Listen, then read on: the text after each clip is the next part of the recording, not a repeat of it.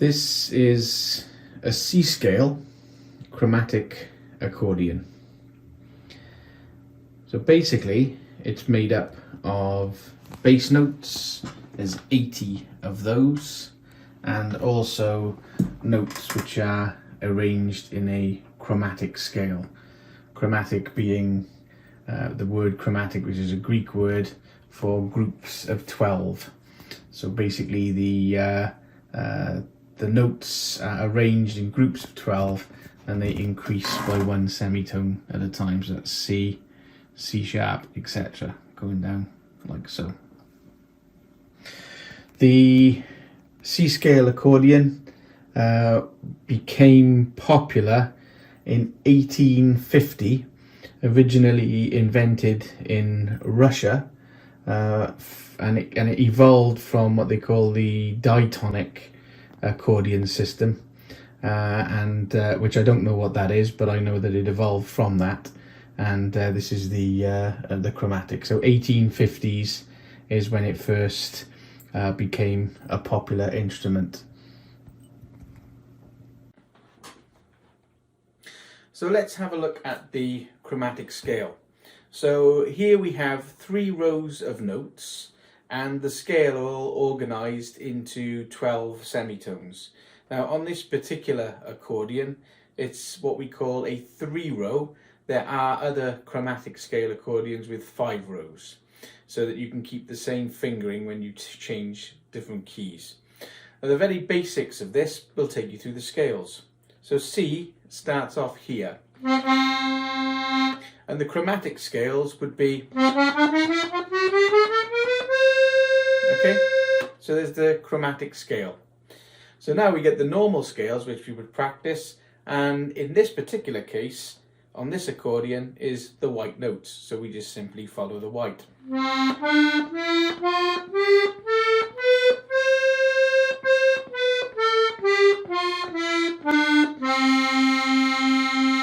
We can very easily play a chord by simply striking the white notes like so. And then again like so.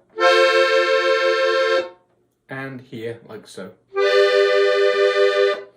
So that's the chromatic scale 3-row on a C scale chromatic accordion. Now let's take a look at the bass. Here is what we call an 80 bass. That is because it's got 80 notes. Now it might look quite complex, and you have to play this without looking at it. So they've put a mark that you can feel on the C. So you always use this finger here, okay, and there's a reason for that, because you're going to need your other fingers for other notes on the 80 bass. Now if we find the C and play it, there it is, okay, now that's actually playing a chord. Now we can also play the next one down, okay, because the which again will go together. Okay, so that's a C and that's a C as well. Okay, but there's different notes being played on that within the reeds of the instrument itself. So here we don't really practice the scales, because this is used as a accompaniment to the treble, which you'll be playing on here. So here we would practice a rhythm to go along with a tune. So if we find the C and then we play the next C next to it and then pump it for a rhythm, that's kind of what we want to practice.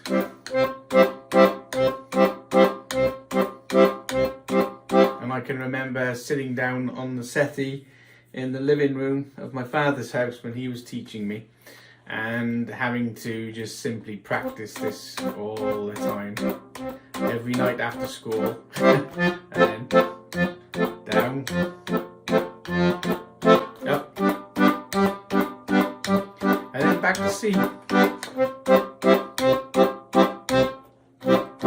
And now we can get a little bit more complex. We use this finger here, okay, to add in a little bit of extra rhythm to fill it out a little bit. So it goes like this.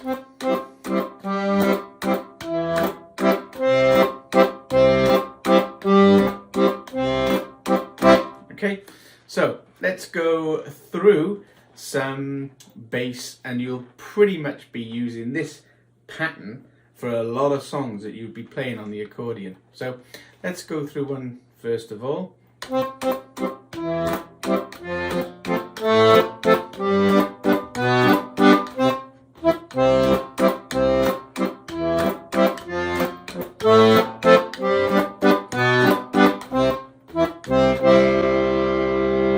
Now you can also use the bass in kind of like church organ type of genre by using the minors and the majors that it also has along the rest of the bass. So we'll start off here.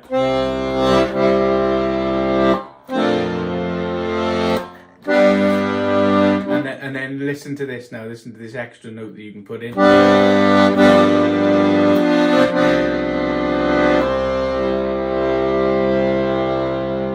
There's a lot you can do with this bass.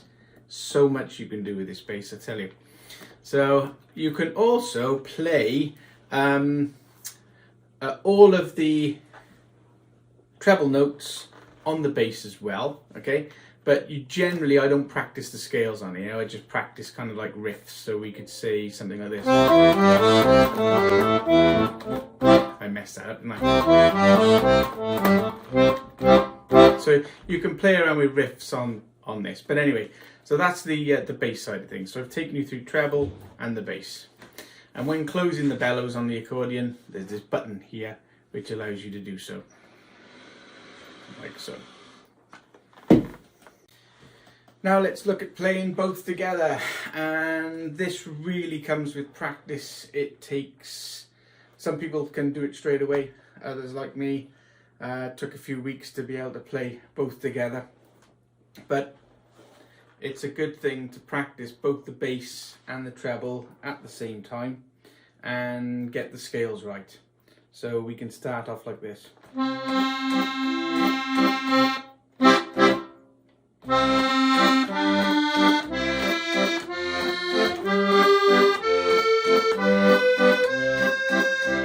And then just keep on practicing like that.